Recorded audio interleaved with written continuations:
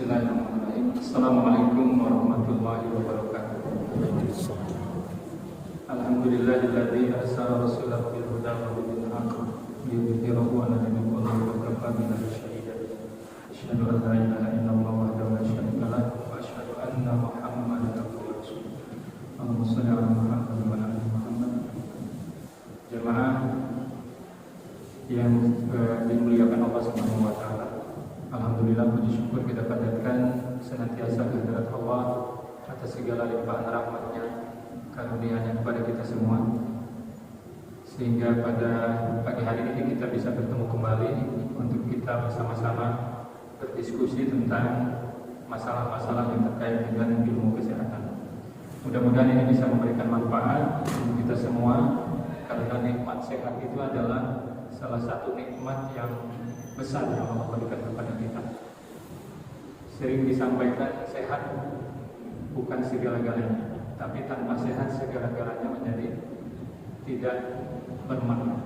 Oleh karena itu, niat kita mempelajari ilmu kesehatan ini salah satunya adalah bagaimana supaya kita bisa merawat, bisa memelihara nikmat sehat yang Allah berikan kepada kita, sehingga mudah-mudahan Allah meningkatkan nikmat itu untuk kita semua. Dan tentunya nikmat sehat ini harapannya bisa dijadikan sebagai bekal kita untuk meningkatkan kualitas ibadah kita kepada Allah. Dengan sehat ini kita bisa menjalankan ibadah dengan nyaman, bisa bermuamalah dengan leluasa, bisa berbuat baik kepada siapapun, menjalankan ibadah dalam bentuk apapun dengan salah satu jalanan yang nikmat sehat ini Allah berikan kepada kita. Maka mudah-mudahan dengan kita meniatkan itu, Allah mengabulkan kita selalu diberikan kesehatan.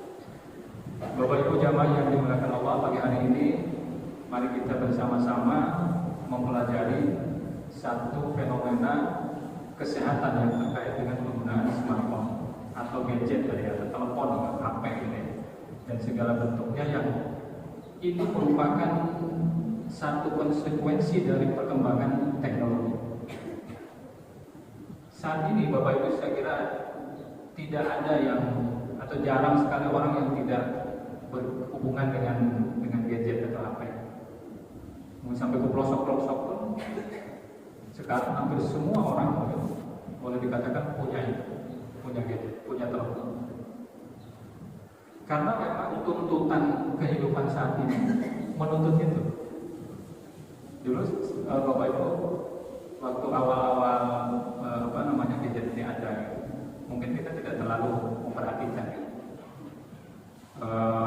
betapa gadget ini pada akhirnya menjadi sesuatu yang saat ini sangat kita butuhkan. Bahkan itu boleh dikatakan sebagian dari kita itu sudah masuk ke area yang disebut dengan ketergantungan.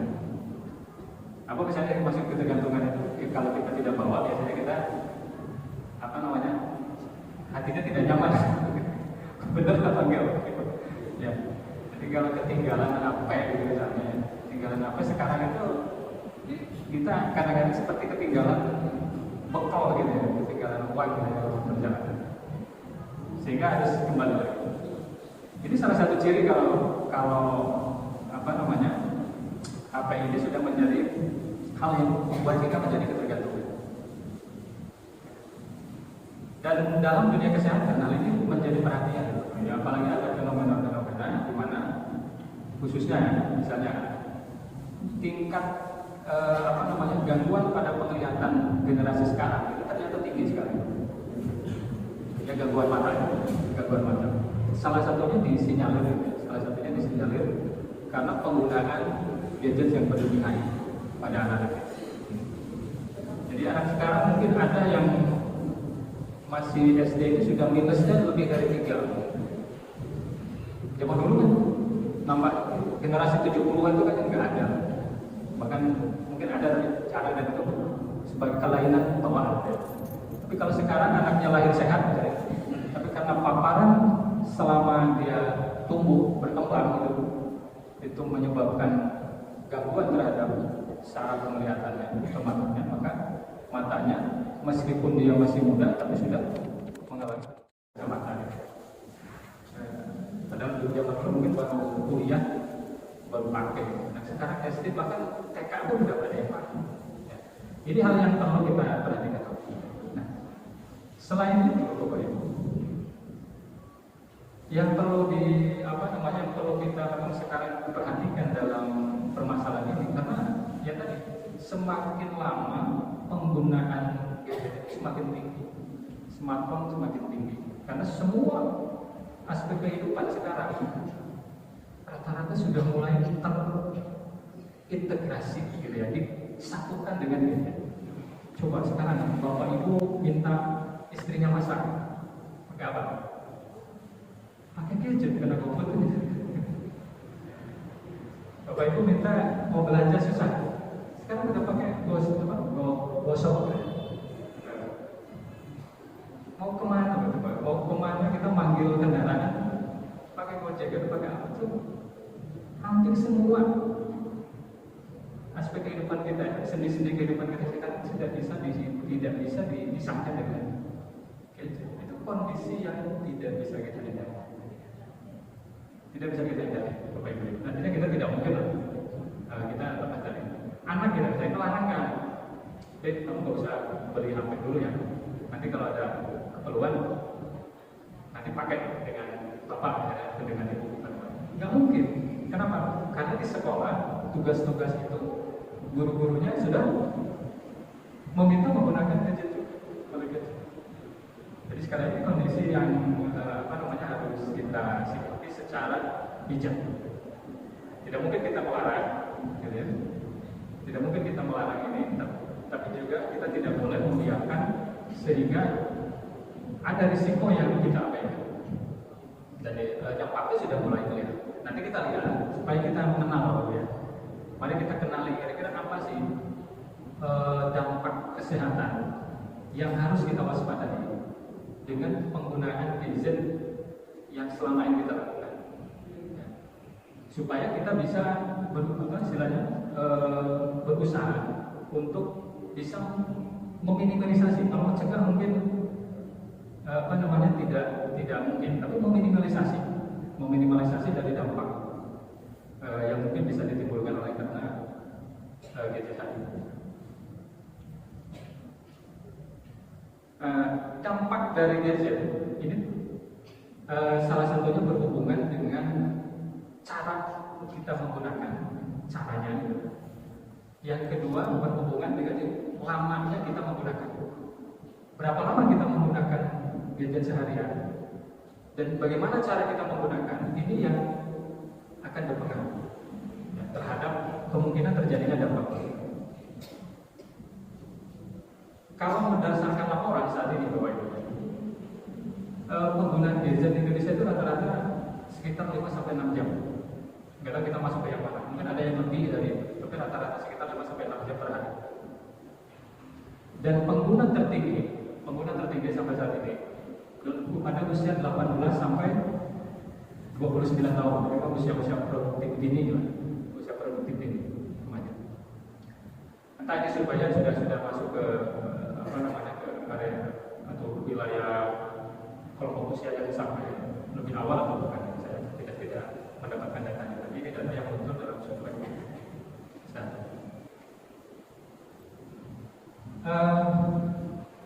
Masalah yang bisa muncul, yang pertama adalah terkait fisik.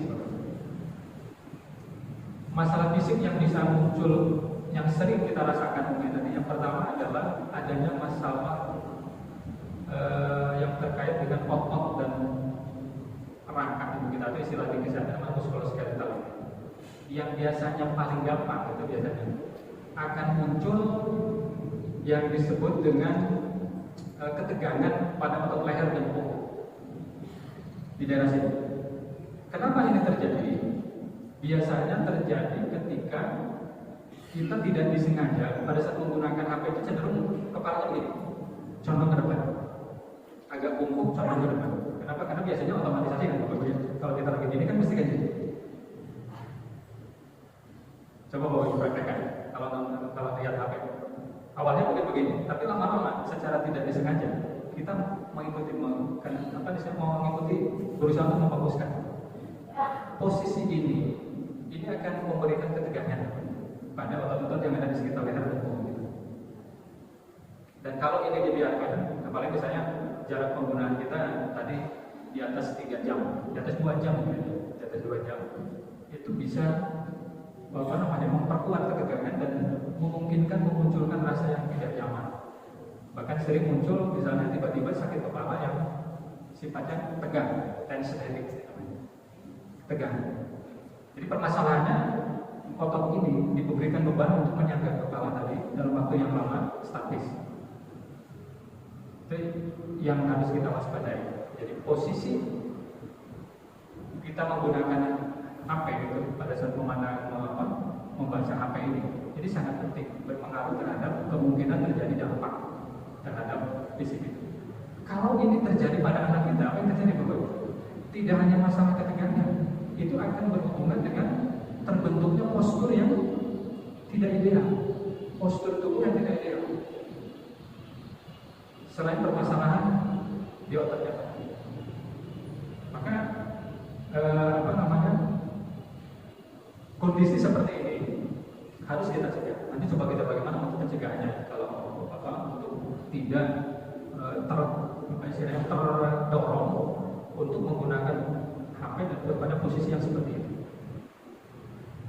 Yang kedua, nyeri punggung dan tulang belakang. Nyeri punggung. Ini juga karena posisi yang sama. Bapak Ibu jujur, kalau pakai HP biasanya sambil tiduran atau sambil duduk di kursi tegak atau nyender. Yang mana biasanya? Nyender.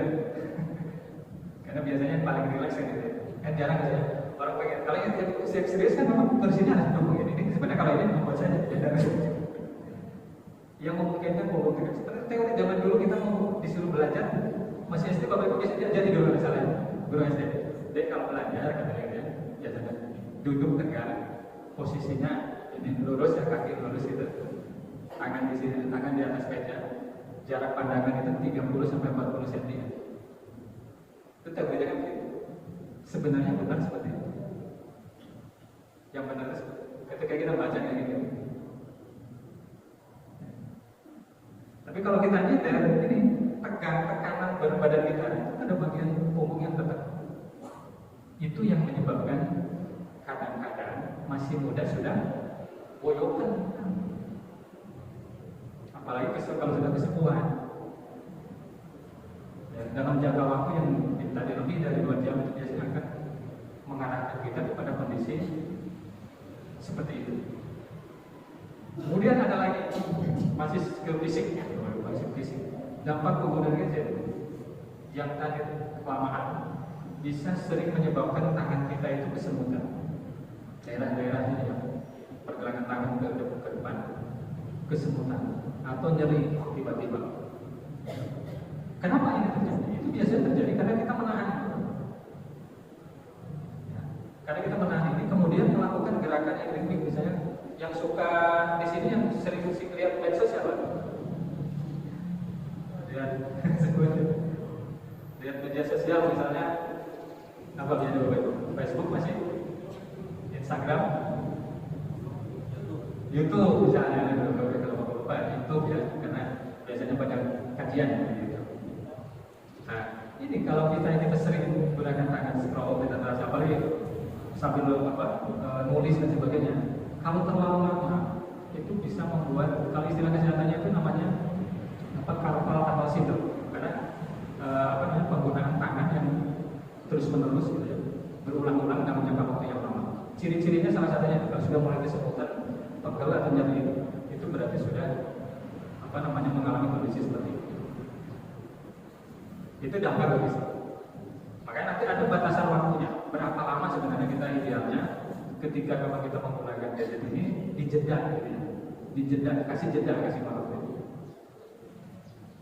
Kemudian yang berikutnya yang kita kenali, ini yang tadi saya sampaikan di awal, dampak penglihatan. Ya. Terlalu lama menatap layar itu biasanya sering menyebabkan mata kita itu kering. Makanya kadang-kadang tiba-tiba muncul air mata, itu respon fisiologis. tiba-tiba keluar air mata itu karena untuk apa? Membasahi mata yang kering tadi. Kadang-kadang kabur atau muncul pening, sakit kepala.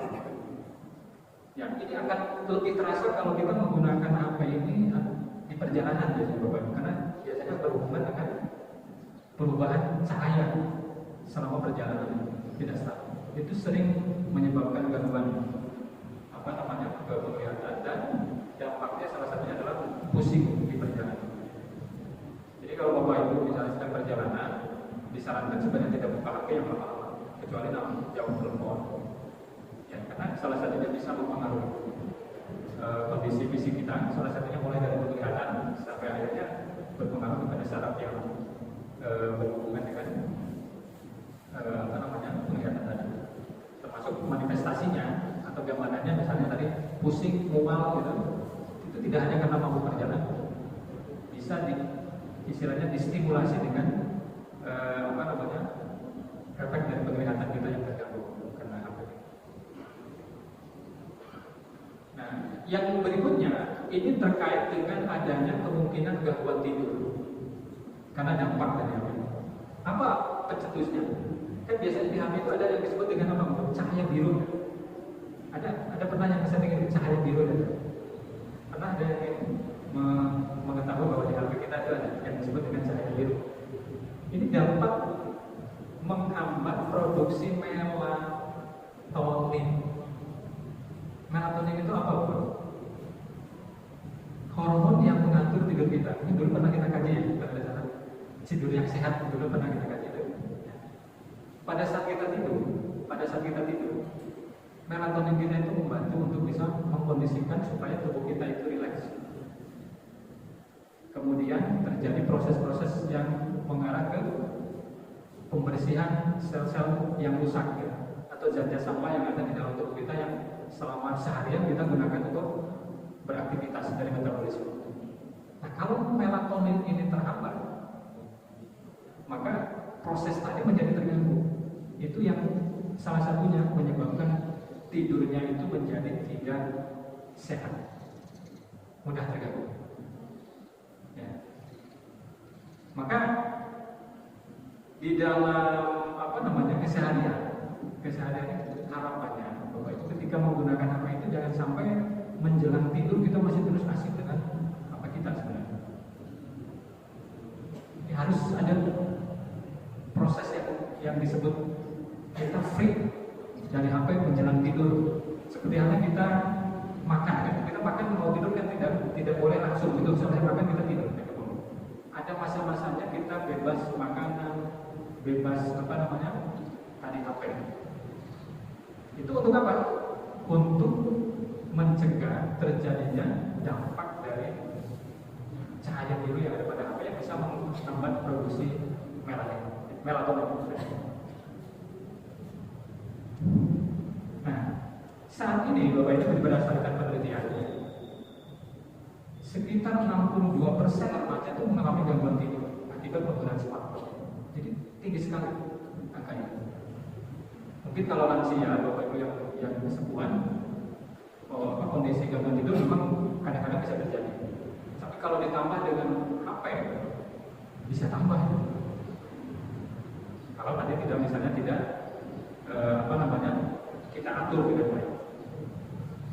Nah, oleh karena itu, kalau kita ketahui bahwa tidur yang sehat itu sangat penting, karena tidur yang sehat ini adalah untuk bisa merecovery, bisa memulihkan gitu, kondisi-kondisi tubuh kita yang seharian kita pakai, dan pasti misalnya ada unsur aus dan sebagainya, maka gangguan tidur itu jangan sampai terjadi. Jangan sampai terjadi. Maka dengan demikian, segala sesuatu yang berhubungan dengan gangguan tidur sebaiknya harus kita hindari. Ya, termasuk apa yang tadi. Ya. Kemudian ada lagi ini penting karena ini berhubungan dengan beberapa kasus khususnya terkait dengan anak-anak kita juga terhadap kesehatan mental. Ini penelitian juga bahwa penggunaan smartphone yang berlebihan dapat memicu kecanduan atau istilahnya ketagihan, adiksi, ketergantungan. Kalau kita terus berdoa, tadi ciri-cirinya yang di awal saya bahas tadi, bahwa ketika kita misalnya merasa ketinggalan HP itu seolah-olah semuanya jadi serba susah. Kita selalu ingin dekat dengan HP. Mau tidur HP harus pasti di samping kita misalnya. Bangun tidur HP sudah harus bisa terjangkau di genggaman kita. Kalau kita pergi tanpa HP semuanya jadi pusing. Nah, ini ciri-ciri kita mengalami ketergantungan. Dan kecanduan ini biasanya ya, atau ketagihan tadi sering berhubungan dengan masalah kejiwaan atau psikologis. Contohnya tadi kecemasan, bahkan kalau pada remaja bisa sampai depresi Bapak Ibu, atau stres yang sebenarnya tidak bisa, kalau orang yang sehat itu tidak perlu seperti itu. Jadi, kalau kita sudah ketergantungan maka akan memunculkan kecemasan, kekhawatiran, bahkan bisa sampai depresi. Makanya tingkat kasus anak-anak kita yang depresi saat ini cukup tinggi. Jadi perhatian yang harus kita berikan ya, terkait dengan masalah ini. Jadi peningkatan kondisi peningkatan depresi di kalangan remaja ini dari hasil penelitian tahun 2021. Dan yang salah satu dampak yang juga tidak bisa dihindari, di HP itu kan kita bisa melihat banyak sekali informasi-informasi dari semua negara, dari semua belahan dunia, baik yang positif maupun yang negatif. Dan ternyata kalau ini kita tidak bantu dengan pembimbingan kita terhadap anak-anak kita, itu bisa menyebabkan terjadinya kegalauan kepribadian. Pribadi yang tidak punya rasa percaya diri, tidak puas dengan yang ada pada dia saat itu. Jadi artinya dikatakan apa? Hilangnya rasa syukur dengan apa yang dia miliki. Ini bahaya yang seperti ini. Karena biasanya anak-anak yang seperti ini cenderung untuk minder, cenderung untuk tidak mau dia istilahnya mengambil inisiatif, cenderung menunggu karena tidak percaya diri. Maka kondisi anak yang seperti ini harus segera mendapatkan penanganan yang serius. Jadi kalau misalnya Bapak Ibu sebagai guru di sekolah, lihat kalau misalnya murid-muridnya diberikan tantangan untuk maju susah, apalagi misalnya diberikan tugas untuk melakukan sesuatu yang sifatnya membutuhkan inisiatif atau tidak bisa, jangan-jangan mereka sudah masuk ke area yang harus kita segera mendapatkan penanganan. Jangan sampai berlebihan. Karena kalau sudah berlebihan, nanti jatuhnya bahwa anak ini nanti dia tidak akan mampu menunjukkan potensi yang ada pada dia menjadi sesuatu yang bisa bermanfaat untuk dirinya dan lingkungan, termasuk prestasi di sekolah. Apalagi kan sekarang sistem di sekolah kita sudah berubah. Pola pendidikan kita itu sekarang sudah berubah. Motivasi untuk mencapai suatu prestasi misalnya di sekolah itu sekarang sudah tidak lagi menjadi satu hal yang dianggap penting. Jadi ini juga menjadi masalah. Artinya anak-anak kita yang punya potensi itu jangan sampai dia tidak bisa memunculkan potensi yang ada pada dirinya sehingga sia-sia. Padahal itu kan karunia yang diberikan kepada generasi. Nah, ini salah satunya bisa disebabkan oleh karena penggunaan gadget yang tidak terkontrol dengan berbagai informasi yang pasti bisa ditemukan di dalam gadget. Nah, ini juga menjadi catatan penting dalam kesehatan bahwa penggunaan gadget yang berlebihan bisa mengganggu kognitif, kecerdasan kita. Coba sekarang kita mulai dikatakan memori kita itu sedikit sudah dikurangi latihannya. Contohnya apa misalnya? Kalau kita mau mengingat sesuatu, kita kan sudah titip ke HP kan, ada reminder, mengingat gitu. Kemudian menghitung sesuatu, dulu masih ditalar, masih menggunakan awang-awang lah, sekian kali. Sekarang sudah kita, karena HP kita sudah ada kalkulatornya, kita udah tinggal pencet aja bukan pakai kalkulator. Kegiatan kita yang dulu mungkin kita buat catatan gitu ya, dan itu membutuhkan usaha untuk membuka, untuk mengingat-ingat. Sekarang sudah kita titipkan di HP kita, di jadwal kalender Google sudah dikasih reminder atau pengingat atau alarm. Ini menurunkan latihan otak kita untuk bisa melakukan aktivitas memori mengingat dengan baik. Maka kalau kita penggunaan ini berlebihan, proses pelatihan tadi pada akhirnya secara berdampak kan menurunkan fungsi dari otak kita sebagai bagian dari organ pengingat apa yang kita lakukan untuk berpikir, untuk menganalisis. Bapak Ibu sekarang di dunia internet atau di dunia istilahnya digital itu sudah banyak sekali produk-produk kecerdasan artifisial buatan.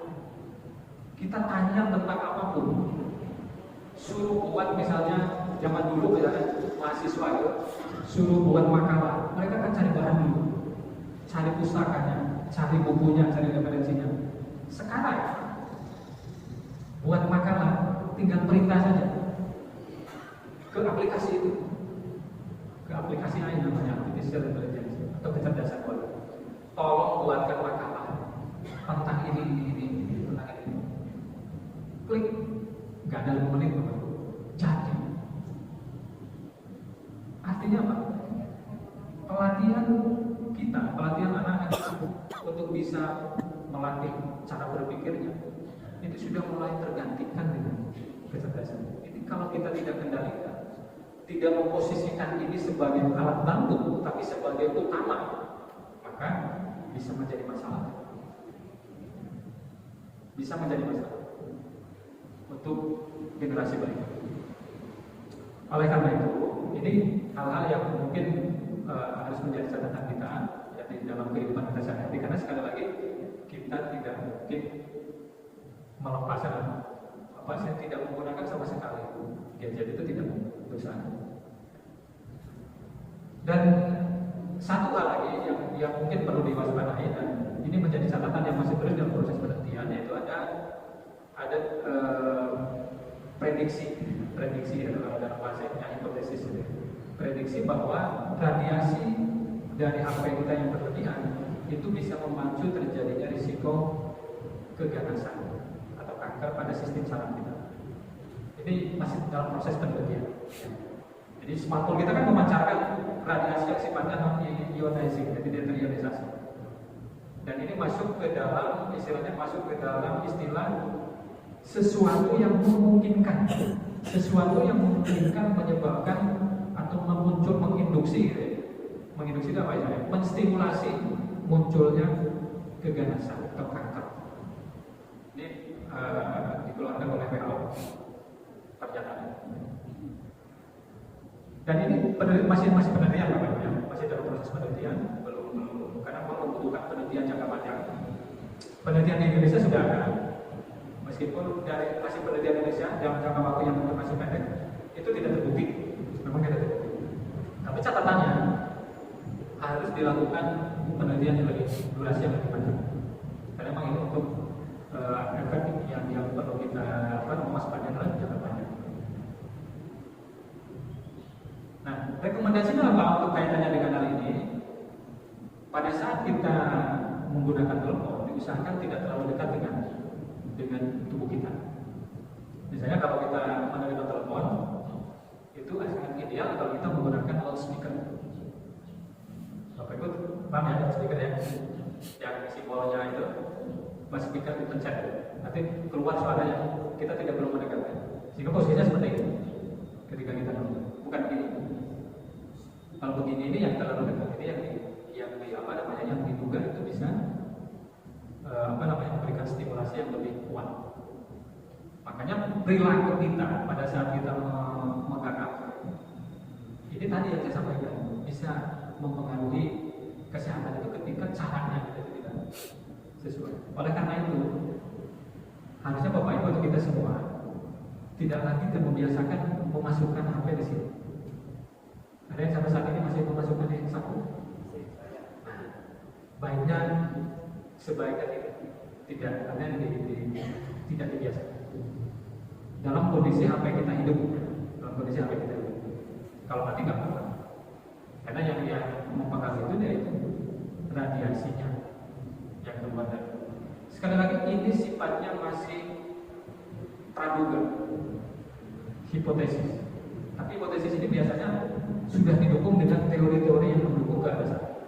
Maka sikap kita gimana? Waspada.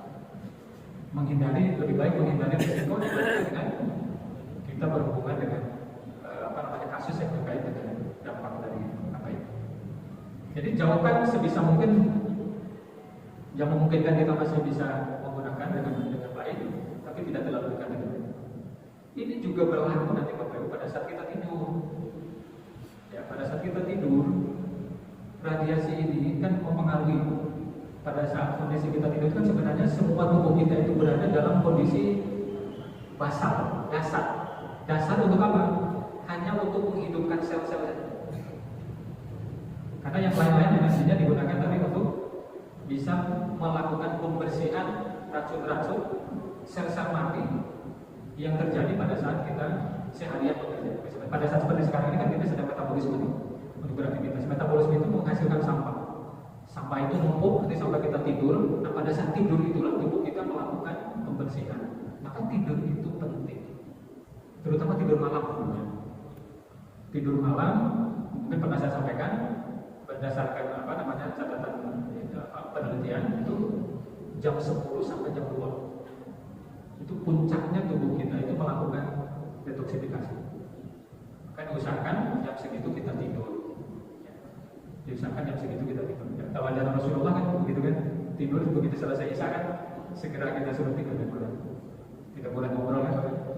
Ya ternyata kalau dari sisi kesehatan setelah kita coba pelajari misalnya ada teori yang mengatakan bahwa tubuh kita melakukan detoksifikasi atau melakukan pembersihan itu pada malam hari. Ya, istilahnya tune up-nya, tune up harian kita itu pada malam hari, pada saat kita malam. Dan tadi hal yang mengganggu cahaya dari HP, termasuk juga cahaya dari lampu kita, itu sebaiknya tidur kita dalam kondisi gelap, minimal repan-repan, bukan yang terang, karena terang itu akan mengganggu juga produksi melatonin. Dan ini pada akhirnya efek yang terjadi biasanya kalau misalnya ada gangguan tidur itu padanya pagi hari kita tidak bisa bangun dengan kondisi segar. Kadang-kadang masih terasa pelikat, lemah yang berlebihan, walaupun itu dipengaruhi juga oleh makanan kita. Tapi kalau kita kurang tidur, kerasa sekali biasanya kulit kita berlemah, tidak segar. Yang terakhir adalah adanya satu penelitian mengatakan bahwa smartphone ini bagi anak ketika menggunakan lebih dari 3 jam akan menunjukkan gejala hiperaktif yang lebih menonjol, lebih nyata. Atau yang kita kenal dengan ADHD. Hiperaktif, anaknya susah diatur, ya, sulit diatur, sehingga kadang-kadang orang tua juga mengalami kewalahan. Ini gambaran-gambaran anak hiperaktif bisa salah satunya disebabkan oleh karena penggunaan HP yang diberikan kepada anak ini rata-rata lebih dari 3 jam sehat. Nah, sekarang kita masuk ke bagaimana kita menggunakan HP yang sehat untuk mengurangi risiko kesehatan. Satu tadi, untuk mengurangi risiko kesehatan fisik, maka atur postur dengan baik.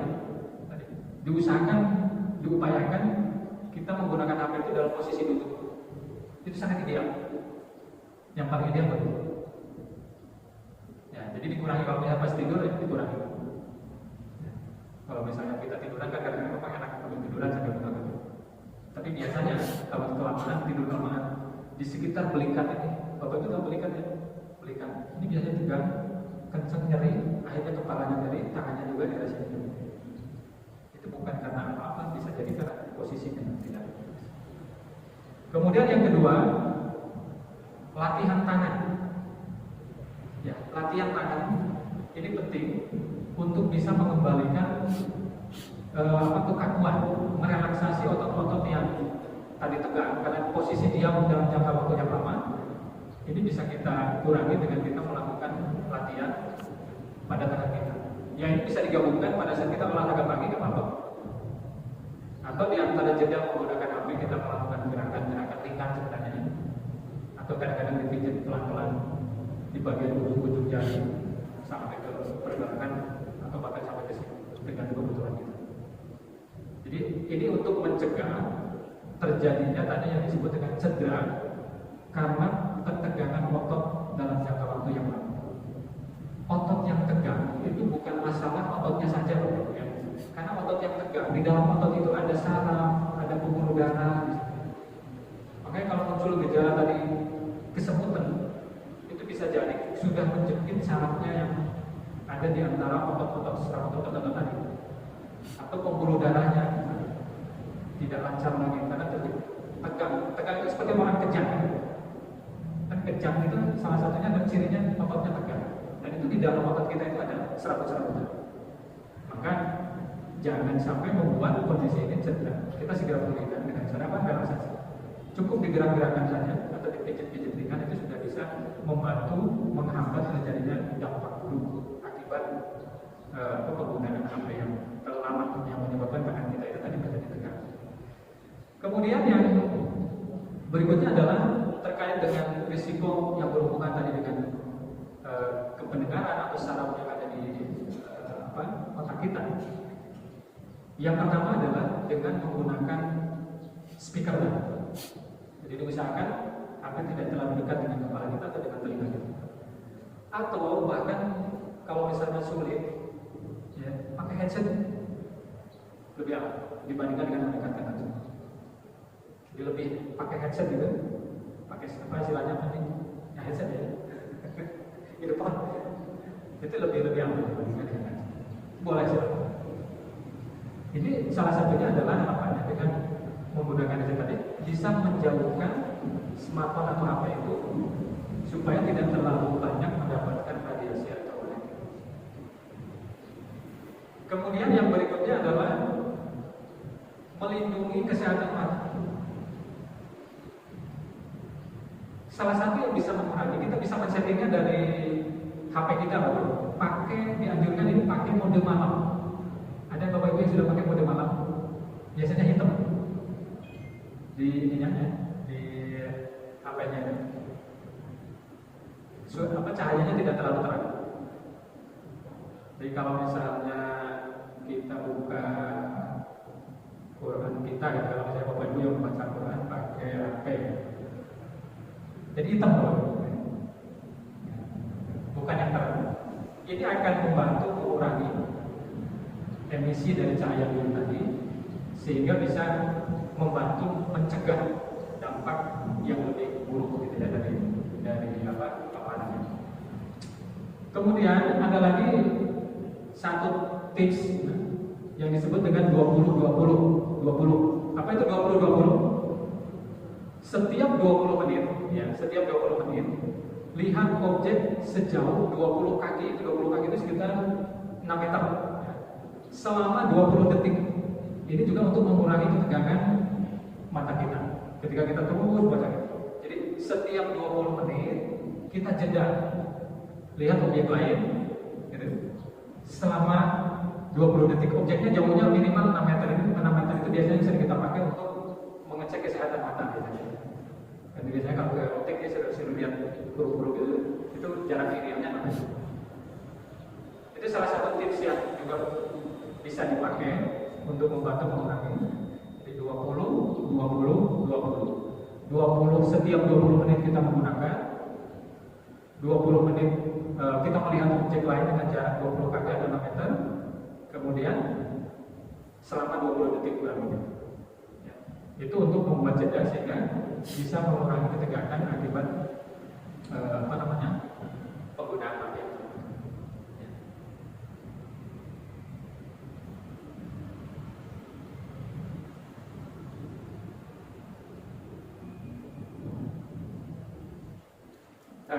Baik Bapak Ibu, kalau untuk hal-hal yang lain nanti sebenarnya masih ada lagi, nanti coba kita sambil diskusi mungkin tadi kita dapat 5 menit ya. Ternyata. Moga dari tadi mungkin saya sudah singgung bagaimana cara yang aman, kemudian juga ada saatnya kita free dari sebelum. Moga mungkin untuk sementara kita cukupkan dulu pengantarnya.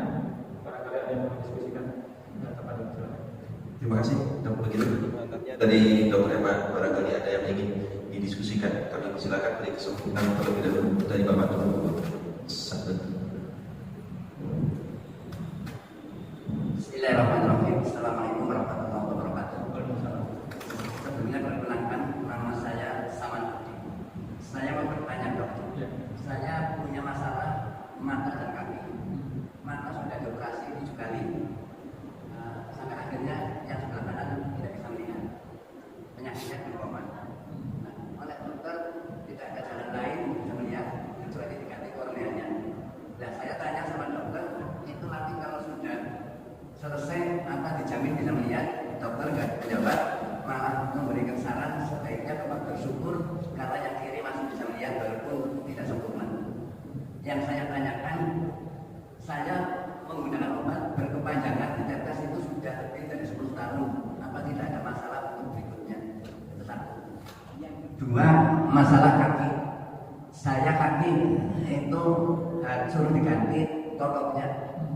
Nah, tapi saya merasa nyaman karena tanpa diganti totok saya bisa sholat sempurna. Nah, teman saya yang sudah diganti dua-duanya, dia bisa pingpong, bisa jalan, tidak ada masalah, tapi nggak bisa sholat sujud. Ya sholatnya tidak duduk. Nah, yang saya tanyakan itu saya mungkin setiap bulan, kadang-kadang 1 bulan itu 2 kali disuntik. Apa tidak ada masalah akibat suntikan yang terlalu banyak? Coba kalau kaki sudah sakit sekali sama dokter ini disuntik.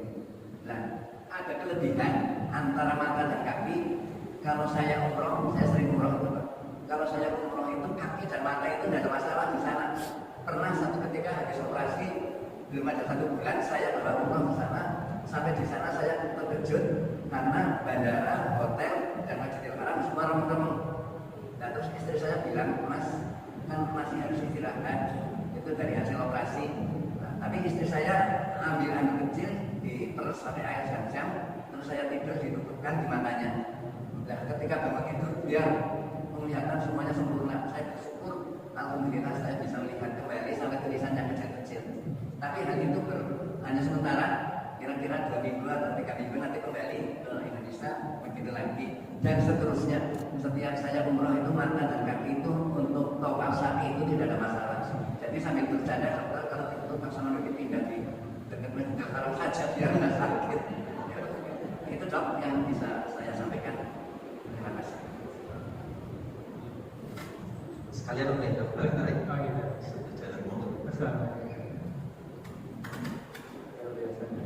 Assalamualaikum warahmatullahi wabarakatuh. Nama saya Mas Sutarno dari Purwokerto Selatan.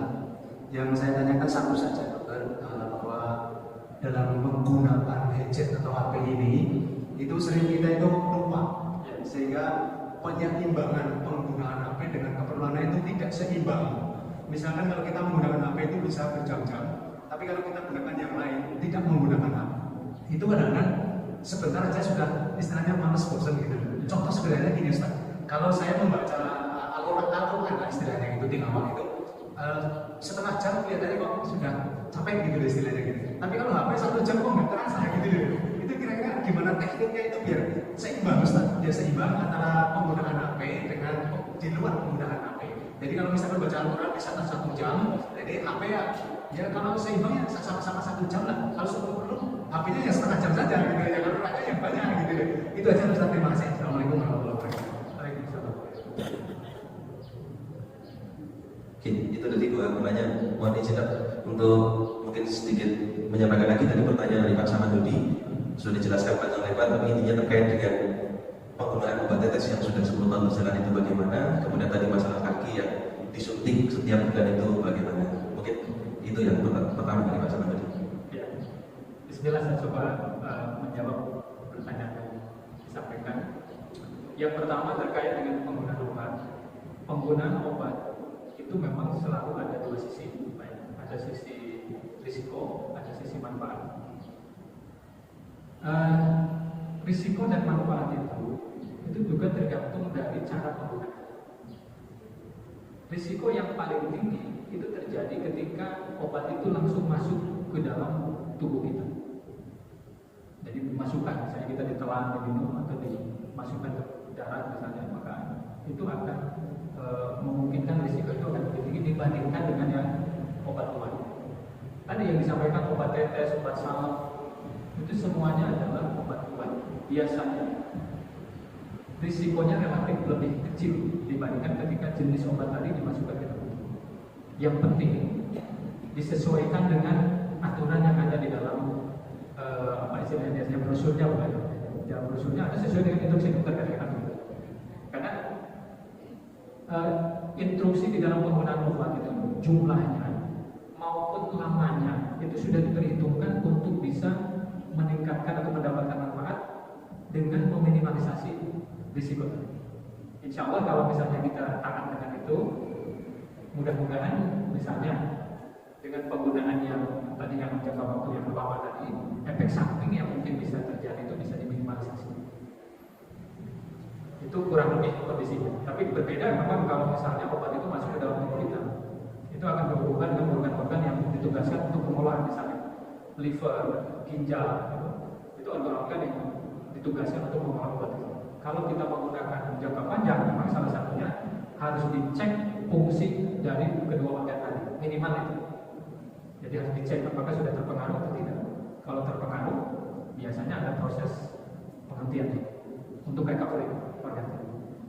Tapi insya Allah kalau obat tetes itu relatif, kalau berdasarkan bukti selama ini itu tidak banyak menimbulkan efek samping yang istilahnya yang besar, yang banyak. Nah, agak lain memang Pak kalau tadi yang disuntikan.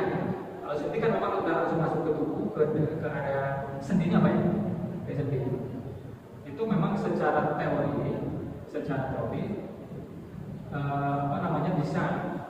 bisa mempengaruhi nanti kondisi sendi dalam jangka waktu tertentu. Oleh karena itu usaha yang seperti ini dianggap sebagai usaha yang sifatnya istilahnya sementara. Makanya tadi ketika misalnya habis disuntik akan hilang rasa sakitnya misalnya, tapi sekian lama kemudian muncul lagi, disuntik lagi, itu akan berlangsung selama permasalahan yang bisa itu tidak ada.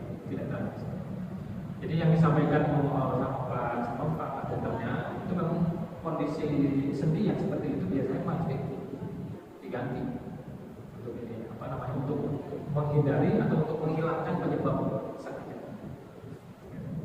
Jadi efek jangka panjang mungkin tidak, bisa saja mungkin, makanya ada batasannya untuk penyuntikannya.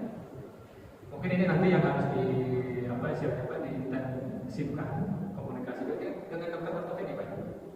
Ortopedi Pak, dokter tulang. Nanti coba dicek dicek lagi, dan memang masing-masing kasus itu dalam proses penanganannya tidak sama, tidak akan disesuaikan dengan kondisi masing-masing pasien. Jadi di antara dua tadi juga ada lagi yang tetes itu biasanya relatif lebih aman. Tapi kalau yang diinjeksikan itu batasan waktunya ada, sehingga harus dicek lebih intens penggunaan injeksinya dibandingkan dengan tetes. Itu mungkin sedikit informasi yang bisa saya sampaikan. Monggo silakan. Nah, untuk masalah sendi itu pernah berakibat saya itu tidak merasa sakit, tapi BAB itu darah segar. Sampai 1 minggu baru saya tanyakan ke dokter, dan terus sama dokter saya dialihkan ke Margono, terus akhirnya saya di kolonoskopi yang dibersihkan antara usus dan perut. Nah, saya tanya sama dokter, apa ini obat dari yang saya konsumsi dok? Panjangan terlalu banyak mengkonsumsi obat-obat anti nyeri. Ya. Nah, terus saya laporan ke dokter itu akhirnya obatnya yang diganti. Nah, alhamdulillah belum sampai ke ginjal, mudah-mudahan jangan sampai yang saya harapkan. Terima kasih. Ya. Betul Bapak. Jadi itu salah satu efek samping penggunaan anti nyeri jangka panjang. Efek samping anti nyeri jangka panjang adalah bisa menginduksi gangguan pembekuan darah. Karena memang mekanisme kerjanya memang itu, tapi sifatnya sebagai efek samping. Kalau Bapak munculnya mungkin tadi di BAB-nya, ada juga yang munculnya misalnya di awal-awal bisa sampai mimisan, atau batuk, ya, dengan tadi darah, ya, atau muntah.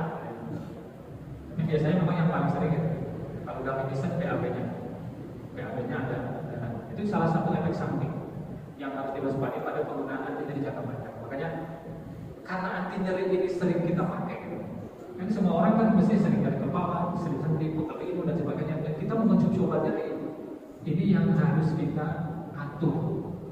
Jadi ada nyeri yang memang harus pakai obat, ada juga nyeri yang cukup dengan relaksasi.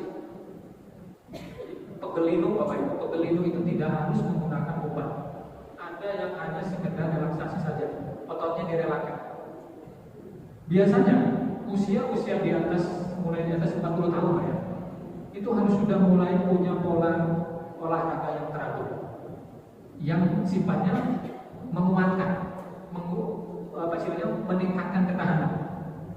Setelah usia menjelang 5 tahun, 50 tahun, jelang 50 tahun, sudah harus ditambah dengan olahraga yang semakin mempertahankan kekuatan otot kita. Itu untuk mencegah terjadinya nyeri akibat kelemahan di otot kita. Gitu. Misalnya sering boyokan itu bukan berarti tulangnya bermasalah, Bapak.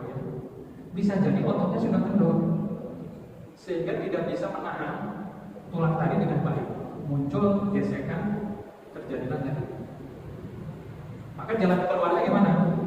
Mulailah berlatih dengan beban-beban kecil, sederhana. Ya, yang menggerakkan tangan, berjalan sambil sambil membawa. Kalau misalnya tidak punya botol, pakai botol yang 600 cc itu bisa digerakkan. Ya. Latihan penguatan otot di sekitar paha, ini penting. Nyeri lutut awalnya biasa karena otot yang di sekitar paha ini lemah. Maka dilatih dengan cara apa? Sering latihan. Tekan badannya, turunkan. Kalau kita takut jatuh, pegang meja. 20 menit saja, 20 menit. 20 kali. Ini aja Bapak. Nanti semakin lama, misalnya yang pertama seringannya ini dulu. Oh, misalnya sendiri udah nyeri, tahan dulu, naikkan lagi. Nanti lama-lama bisa turun. Ya, lama-lama tambah ya. Terus itu diulang tiap hari.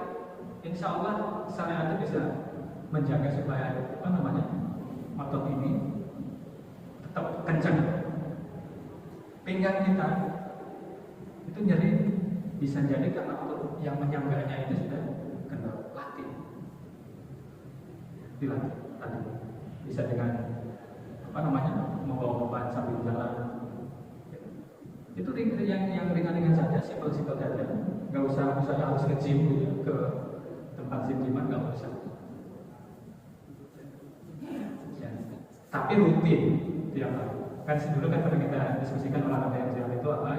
Salah satunya misalnya jalan seminggu 5 hari, ya, setengah jam setiap pagi minimal, atau seminggu minimal 3 kali.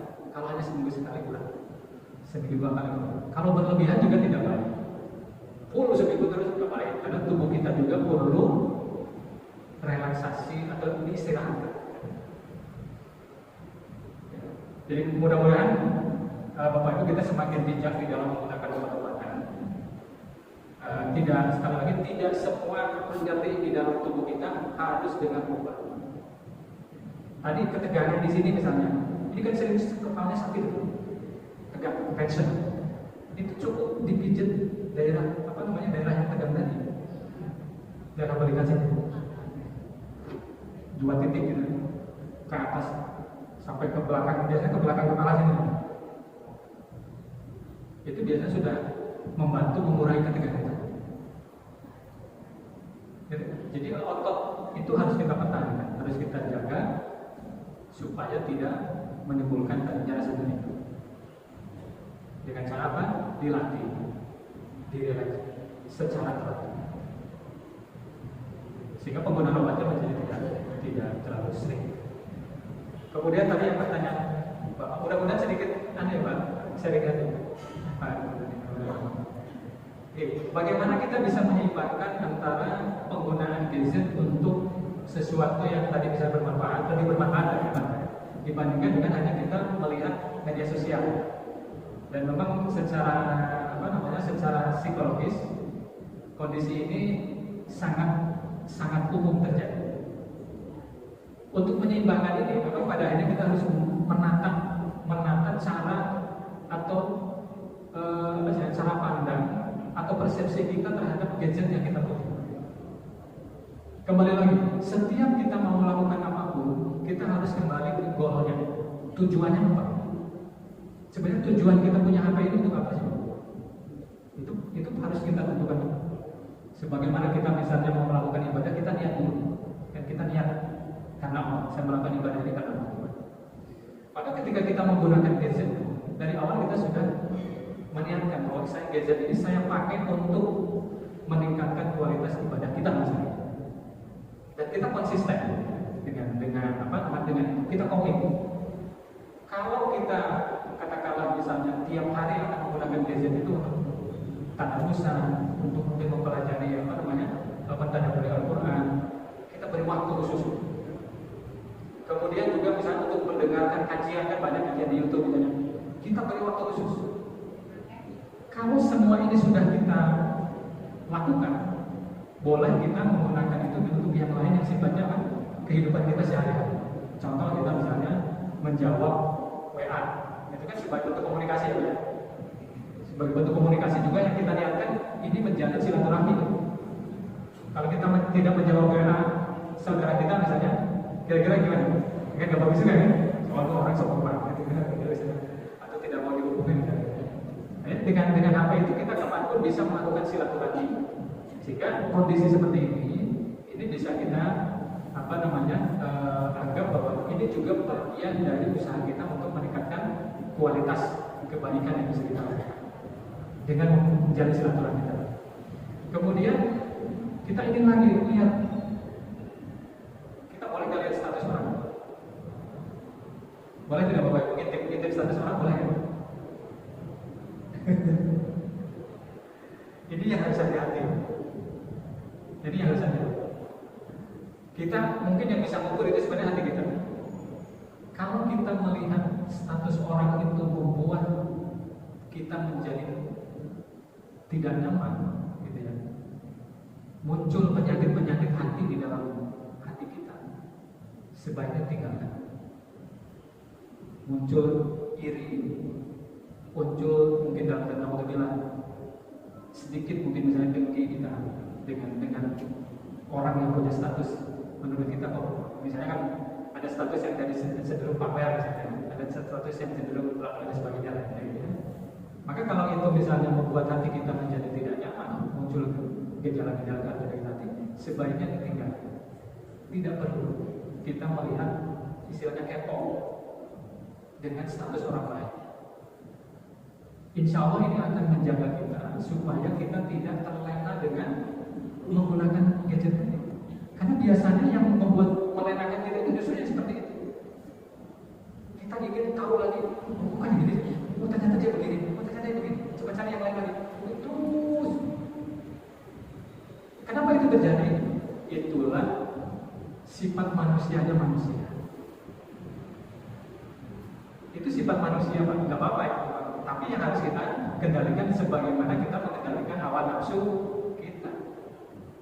Itu nafsu kita untuk melihat orang lain, rasa ingin tahu orang lain itu nafsu kita. Nah, yang seperti inilah yang kita kendalikan. Makanya tadi yang pertama adalah tetapkan waktu khusus untuk menggunakan HP itu untuk hal-hal yang baik. Ngaji, dengerin kajian, atau silaturahmi tadi misalnya menjawab WA untuk dalam rangka misalnya kerjaan kita atau hubungan pertemanan kita. Di luar itu, status dan lain-lain, melihat status, melihat apa, kalaupun tidak tidak di stop sama sekali, dibatasi. Dan ini komitmen yang harus kita buat dengan diri kita sendiri. Ini komitmen yang harus kita buat dengan tujuan tadi, supaya kita bisa memaksimalkan manfaat dari gadget yang Allah berikan kepada kita, yang titipkan kepada kita, dan meminimalisasi penggunaan gadget yang bisa membuat kita jauh dari Allah. Jadi sekali ini ada penataan psikologi kita, penataan cara berpikir kita terhadap itu. Mudah-mudahan bisa bermanfaat. Ya, ini terus terang sering saja Pak, ya, karena saya juga melakukan. Saya mencoba untuk memilih-milih tadi. Ya misalnya tadi ya, saya kapan pakai mengaji, kapan pakai mendengarkan itu, dan kapan sempat jawab untuk WA. Dan saya sangat jarang sekali melihat status orang, bahkan boleh dikatakan bisa tidak, gitu ya. Karena medsos saja itu bukan saya yang punya pola, orang lain itu. Ya, bisa kira mungkin itu Pak, mudah-mudahan. Mau nggak silakan? Mau nggak mau? Assalamualaikum warahmatullahi wabarakatuh. Perkenalkan saya dari Tanjung Ustaz. Yang saya tanyakan sih Ustaz, apakah HP ini bisa dikategorikan sebagai rusak? Kemudian bagaimana pandangan Islam kita membaca ayat-ayat suci yang ada di HP? Terima kasih. Assalamualaikum warahmatullahi wabarakatuh. Assalamualaikum. Aduh, terus terang saya kalau untuk pertanyaan ini sepertinya bukan saya yang harus menjawab. Ini apa namanya terkait. Mungkin Ustaz Ali bisa menjawab. Gimana? Ini sepanjang yang saya tahu dari kajian-kajian Pak, bahwa yang dilihat dari yang dilihat dari bacaan yang ada di dalam HP kita itu adalah isinya, bukan di mana bacaan itu ada. Sebagaimana zaman dulu misalnya Quran itu, kalau dulu kan bacaan tidak ditulis Bapak ya, ada yang ditulis di apa istilahnya, dulu istilahnya kulit apa, kurma yang apa, kemudian di kertas. Sekarang dengan dunia digital, Quran itu sudah dimasukkan ke dalam digital. Artinya yang berubah itu adalah bentuknya, tapi isinya, substansinya sama. Maka kalau saya dengar dari penjelasan ustaz-ustaz atau guru-guru kita pada saat mengikuti kajian, ketika kita membaca di dalam HP kita sebagai bentuk digital dari mushaf kita, itu sama dengan ketika kita membaca pada bentuk bentuk mushaf biasa. Makanya harus diperlakukan istilahnya yang betul-betul kita menghormati atau menekankan penghormatan itu pada Al-Quran kita yang ada di sistem digital ini. Sama seperti kita memperlakukan ketika kita mushaf ini. Gimana caranya? Jadikan ini sebagai sarana untuk membantu kita kemanapun kita berusaha menjaga wudhu. Kan diutamakan kalau kita membaca Al-Quran kan harus dalam kondisi suci nih Bapak Ibu. Meskipun ada yang mengatakan boleh tidak dalam kondisi tidak berwudhu, tapi diupayakan. Tapi kalau kita ingin berusaha menjadikan gadget ini sebagai bagian dari upaya kita memperbaiki kualitas kita, dengan kita menyematkan Al-Quran di HP kita, maka berarti kita coba mendorong atau memaksakan kita selalu berusaha dalam kondisi sebisa mungkin dimanapun. Itu salah satu impact positif yang mungkin bisa kita lakukan, sehingga kita membaca itu juga dengan nyaman, dengan tenang, gitu ya, dan berusaha untuk mendapatkan keutamaan ketika kita membacakan itu. Terus terang pandangan saya berdasarkan pada hasil kajian yang saya dengarkan, yang saya ikuti ketika memandang bentuk digital dari Al-Quran kita dan bagaimana kualitas potensialnya amalan pada saat kita membaca Al-Quran di HP kita. Walaupun di dalam dunia kesehatan penggunaan gadget memang menjadi salah satu hal yang sudah menjadi concern atau perhatian untuk bisa meminimalisasi dampak atau risiko buruk yang mungkin bisa terjadi, karena kita tidak mungkin untuk saat ini bebas atau melepaskan HP kita untuk kita tidak pakai di dalam keseharian. Kehidupan kita sudah sedemikian sehingga kita harus menggunakan HP. Tadi seperti sudah dijelaskan. Artinya dalam prinsip kesehatan, ketika satu bahan atau satu obat katakanlah tadi misalnya, itu harus digunakan untuk bisa mempertahankan kehidupan orang, seseorang misalnya, maka yang bisa dilakukan oleh dokter berupaya untuk melakukan dalam rangka meminimalisasi dampak. Oleh karena itu sama dengan HP, kita tidak bisa mencegah untuk tidak menggunakan, tapi kita bisa melakukan upaya pencegahan dari risiko-risiko tadi dengan cara menggunakan secara benar. Cirinya apa? Satu, caranya kita benar, tadi posturnya diusahakan supaya diaturkan dalam kondisi duduk. Yang kedua, lama penggunaannya diusahakan itu tidak lebih, kalau misalnya mau diburu langsung terus-menerus, tidak lebih secara terus-menerus itu dalam waktu lebih dari 2 jam. Bahkan tadi rule-nya berapa tadi? 20 menit dijeda lihat ke objek lain kurang lebih yang jauhnya kurang lebih 6 meter. Kemudian lamanya jedanya itu minimal 20 detik untuk 3 menit. Jadi artinya ketika kita baca HP kayaknya sudah hampir 20 menitan, misalnya setengah jaman, segera kita alihkan dulu pandangan yang lain. Setelah itu baru kita lanjutkan lagi. Itu upaya untuk meminimalisasi. Yang kedua, ada saatnya kita bebas gadget dalam sehari-hari. Contohnya misalnya mau tidur sebisa mungkin misalnya 1 jam sebelumnya minimal. Bapak Ibu sudah HP-nya kita matikan. Kita matikan supaya radiasinya hilang. Matikan dan sebisa mungkin agak jauh dari kita. Kemudian diusahakan pada saat misalnya kita menggunakan posisi HP tidak terlalu dekat dengan kita. Makanya tadi dianjurkan menggunakan loudspeaker, dianjurkan untuk menggunakan earphone misalnya, dan dianjurkan juga disetting dengan cahaya atau mode malam gitu. Mode malam. Di Al-Quran ada, Al-Quran bisa Bapak Ibu lihat settingannya ada mode malam dan munculnya itu tulisannya muncul. Ini upaya-upaya yang bisa kita lakukan untuk meminimalisasi dan kontrol penggunaan HP pada anak. Diusahakan jangan pada saat tidur, pada saat sambil tiduran sambil kontrol main game itu bisa terkontrol. Diusahakan Bapak Ibu demi generasi kita pakai HP, kita pakai smartphone, tapi penggunaannya kita secara bijak, terkontrol, dan harapannya untuk hal-hal yang bermanfaat. Demikian para jamaah semua, mudah-mudahan bermanfaat. Kurang dan lebihnya mohon maaf. Sekali lagi tentu tidak akan bisa memuaskan informasi ini secara detail dalam waktu kita yang membatasi. Tapi mudah-mudahan dari yang sedikit ini membuka rasa yang tahu dan kita terus belajar.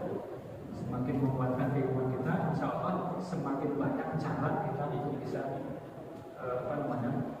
mengendalikan risiko yang ada pada. Terima kasih. Bila hidayah. Assalamualaikum warahmatullahi wabarakatuh.